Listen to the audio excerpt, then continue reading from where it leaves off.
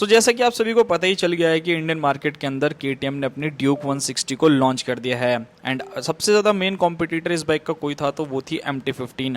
आज की वीडियो में हम लोग कंपैरिजन करने वाले हैं दोनों ही बाइक्स को कि कौन सी बाइक को लेने में समझदारी है। ऑब्वियसली भाई, जब आप लोगों ने केटीएम की ये पोस्ट देखी थी तो आप लोगों में से भी काफ़ी लोग जो है वो थोड़ा सा रुक गए होंगे कि देख लेते हैं एक बार कि आखिर बाइक कैसी रहने वाली है, क्या चीज़ें ऑफर कर रही है। सो इंडियन मार्केट के अंदर तो ये बाइक लॉन्च हो चुकी है और MT-15 से इसका कॉम्पिटिशन होने वाला है। सो सारी की सारी चीज़ों के बारे में बात करते हैं डिटेल में कि कौन सी बाइक आप लोगों के लिए बेटर रहने वाली है।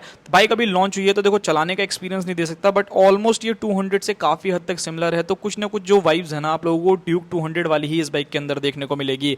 बाकी फीचर्स, स्पेसिफिकेशंस, बाकी सारी चीजों से भी कंपैरिजन करके बताने वाला हूं आज की वीडियो में। सबसे पहली चीज के बारे में बात करते हैं दोनों ही बाइक्स के लुक्स एंड डिजाइन के बारे में। MT-15 को अगर आप लोग देखते हो तो देखो भाई, अभी रिसेंटली आप लोगों ने देखा होगा कि उसके अंदर new colours, new combination, new features जो है वो कंपनी ने एड ऑन करे थे। एंड इस बाइक का जो लुक है ना भाई, वो डेफिनेटली एक वॉरियर से कम नहीं लगता। ऐसा लगता है कि इसकी सामने की दो आंखें जो है वो आपको देख रही हैं।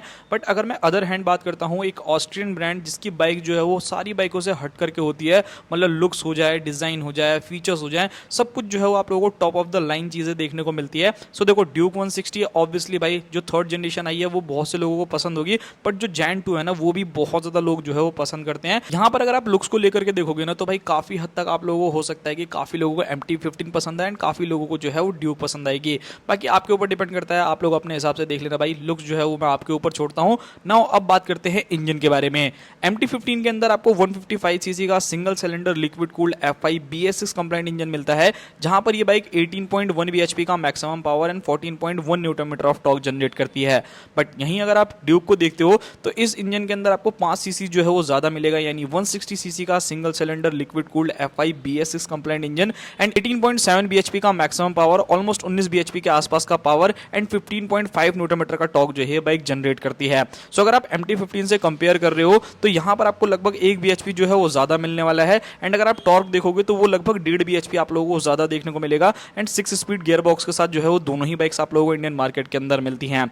यहां पर पावर परफॉर्मेंस में देखो बहुत ज्यादा डिफरेंस नहीं लगेगा, बट यहां पर मैं एक चीज जरूर कहना चाहता हूं, अगर आपको लोगों को जो है थोड़े से टॉर्क की इंजन की ज्यादा जरूरत है, अगर आप दो लोग ज्यादा बैठ करके चलते हो तो मुझे डेफिनेटली लगता है जो ड्यूक 160 है वो थोड़ी ज्यादा बेटर परफॉर्मेंस जो है वो आपको निकाल के देगी। एंड अगर आप सिंगल बंदे हो तो दोनों ही बाइक्स में आप लोगों को मजा आने वाला है, वहां पर कोई इशू नहीं है। बात करते हैं अपने नेक्स्ट चीज के बारे में जो कि है फीचर्स। अब मैं यहां पर दोनों ही बाइक्स को जो है उनके टॉप मॉडल से जो है वो कंपैरिजन करके बता रहा हूं। सो यहां पर अगर आप लोग MT-15 को देखते हो तो सबसे पहले इस बाइक के अंदर आपको all LED setup, TFT display, dual channel ABS, Bluetooth connectivity, hazard light, slipper clutch, मतलब बहुत सारे फीचर जो हैं इस बाइक के अंदर आप लोगों को मिल जाते हैं, जिसके अंदर आप लोगों को क्लाइमेट जैसी चीजें मिल जाती है, आपको क्या कहते हैं ब्लूटूथ कनेक्टिविटी जैसे फीचर्स मिल जाते हैं, नेविगेशन हो गया, बहुत सारी चीजें जो हैं वो पता चल जाती हैं। वहीं अगर मैं बात करता हूं ड्यूक 160 के बारे में, सो इस बाइक के अंदर आपको all LED setup, LCD display जो कि 5 इंचेस की रहने वाली है, music control, Bluetooth connectivity, dual channel ABS, switchable ABS। देखो यहाँ पर थोड़ा सा समझ पाना ना काफी मुश्किल है, बिकॉज यहाँ पर क्या है कि अगर आपकी चीजों को क्लियर होगा ना कि भाई मुझे अपनी बाइक के अंदर ये चीज चाहिए, तो आप जो है वो ज्यादा इजी तरीके से दोनों ही बाइक्स में से एक बाइक को चूज कर सकते हो। लाइक अगर आपको TFT डिस्प्ले ज्यादा पसंद है, कलरफुल TFT डिस्प्ले चाहिए, तब तो मैं आपको कहूंगा कि आप MT-15 पे चले जाओ। बाकी यहाँ पर अगर आप दोनों ही बाइक्स को देखोगे ना तो कुछ फीचर्स आपको KTM में नहीं मिलेंगे, कुछ फीचर्स आप लोगों को MT में नहीं मिलेंगे। लाइक यहाँ पर अगर आप MT-15 को देखते हो तो इसके अंदर आप लोगों को TFT डिस्प्ले मिल रहा है, बट अगर आप ड्यूक 160 को देखोगे तो वहां पर आपको स्विचेबल ABS भी मिल जा रहा है, जिससे अगर आपको अपना रियर वाला ABS ऑफ करना है तो वो चीजें जो है वो आप लोग कर सकते हो। यहाँ पर आपको ट्रैक्शन कंट्रोल देखने को मिलता है, यहाँ पर नहीं देखने को मिलता। तो ये कुछ चीजें हैं जो कि आप लोगों को देखनी पड़ेगी एंड अपने आप से जो है वो कुछ डिसीजन लेना पड़ेगा कि आपके लिए कौन सा फीचर जो है वो ज्यादा इंपॉर्टेंट है। मतलब कुछ फीचर्स आपको ड्यूक में ज्यादा मिलेंगे, कुछ फीचर्स आपको MT में मिलेंगे, कुछ फीचर आपको MT में नहीं मिलेंगे एंड कुछ फीचर्स आपको ड्यूक में भी नहीं मिलेंगे। तो वो चीजें याद रखना। बात करते हैं दोनों ही बाइक्स के माइलेज के बारे में एंड फ्यूल टैंक के बारे में। सो यहाँ पर अगर आप MT-15 को देखते हो, इस बाइक में आपको 10 लीटर का फ्यूल टैंक मिलता है एंड 40+ माइलेज जो है वो इजिली निकाल लोगे। अगर आप परफॉर्मेंस निकाल लो तो हो सकता है कि लास्ट टू लास्ट आपको 35 तक का एवरेज दे दे। एंड अगर मैं बात करता हूँ KTM के बारे में, तो एक परफॉर्मेंस ओरिएंटेड बाइक है तो आप लोग इस पर ज्यादा एक्सपेक्ट मत करना। 35 तक के आसपास का एवरेज जो है वो मान करके आप लोग चल सकते हो कि इतना ही आपको एवरेज देने वाली है। दोनों ही बाइक्स के हीटिंग एंड वाइब्रेशन इश्यू के बारे में बात करूं तो देखो यामाहा MT-15 काफी टाइम से इंडियन मार्केट के अंदर आ रही है, काफी स्मूथ, काफी रिलायबल इंजन रहने वाला है। हीटिंग इश्यू का जो उतना चांसेस नहीं है, 155 सीसी का इंजन है, लिक्विड कूल्ड आपको मिल ही जाता है। बात करी जाए KTM के बारे में तो देखो डेफिनेटली अगर आप MT-15 से कंपेयर कर रहे हो तो आप लोगों को KTM के अंदर हल्का फुल्का वाइब्रेशन जो है वो ज्यादा फील होने वाला है। एंड अगर हीटिंग इशू के बारे में बात करूं तो हाई कंप्रेशन इंजन है, सो बहुत ज्यादा एक ऐसा होता है ना हीटिंग, जैसे कि आप अगर 390 चलाओ तो आप इरिटेट हो जाते हो, वैसी हीटिंग नहीं रहेगी, बट हाँ थोड़ी बहुत हीटिंग जो है MT-15 MT15 के मुकाबले जो ड्यूक 160 है थोड़ी सी ज़्यादा करने वाली है। दोनों ही बाइक्स के अगर मैं डायमेंशंस के बारे में बात करता हूँ, ग्राउंड क्लियरेंस के बारे में बात करता हूँ, सो यहाँ पर आपको बहुत ज़्यादा मेजर डिफरेंस नहीं, बट हाँ हल्का फुल्का डिफरेंस जो है वो ज़रूर देखने को मिलेगा। एक तरफ जो आपकी MT15 है वो आप लोगों को 141 kg के अराउंड वेट करती है, एंड जो ड्यूक 160 है वो लगभग आपको 147 kg के अराउंड वेट करती है। दोनों ही बाइक्स में अगर आप देखोगे तो 6 किलो का डिफरेंस है, एंड मुझे लगता है कि 6 किलो का डिफरेंस बहुत ज़्यादा डिफरेंस नहीं है कि आप लोगों को बहुत ज़्यादा फर्क डलेगा कि आप ड्यूक को चलाओगे तो आपको होगी कि बहुत ज़्यादा भारी है, एंड MT को चलाओगे तो आपको होगी कि बहुत ज़्यादा हल्की है। ठीक ठाक आप लोगों को वेट जो है वो दोनों ही बाइक्स के अंदर देखने को मिलता है। एंड वहीं अगर मैं बात करता हूँ दोनों ही बाइक्स की सीट हाइट के बारे में, सो MT15 जो है वो लगभग 810 mm के आसपास में सीट हाइट लेके आती है, एंड अगर आप ड्यूक को देखते हो तो इसके अंदर आपको 815 mm की सीट हाइट मिलती है। 5 mm जो है सीट हाइट आपकी ज़्यादा रहने वाली है ड्यूक 160 की। सो अगर आप एक शॉर्ट राइडर हो तो MT15 जो है वो थोड़ी सी ज़्यादा बेटर रहने वाली है, उस पर आप लोगों के पैर जो है थोड़े से जल्दी आ जाएंगे, एंड ड्यूक के ऊपर जो है थोड़ा सा आप लोगों को जो है कॉम्प्रोमाइज़ करना पड़ सकता है, एंड डिपेंड करता है ये आपकी हाइट के ऊपर। बाकी दोनों ही बाइक्स के अंदर अगर आप लोग इन दोनों की ग्राउंड क्लियरेंस देखते हो तो 170 mm आप लोगों को MT15 में ग्राउंड क्लियरेंस मिलती है, एंड 174 mm जो है वो आपको ड्यूक में मिलती है। तो थोड़ी सी ड्यूक की जो है ग्राउंड क्लियरेंस ज़्यादा रहने वाली है। सो मुझे नहीं लगता कि भाई कहीं पे भी स्पीड ब्रेकर्स पे एंड बाकी सारी चीज़ों पे लगने वाली है, तो वो एक चीज़ है। बाकी अगर मैं बात करता हूँ भाई ब्रेकिंग, टायर एंड सस्पेंशन के बारे में, सो यहाँ पर तो क्लियर विनर जो है ना वो आपकी ड्यूक 160 रहने वाली है, बिकॉज यहाँ पर जो चीज़ें आपको ऑफर करती है ना, मुझे नहीं लगता कि यहाँ आपको ये चीज़ें कभी करने भी वाला है। सबसे पहले टायर्स के बारे में बात करते हैं। MT15 के अंदर आपको 180 17 के फ्रंट टायर, 140 70 R17 के रियर टायर देखने को मिल जाएंगे।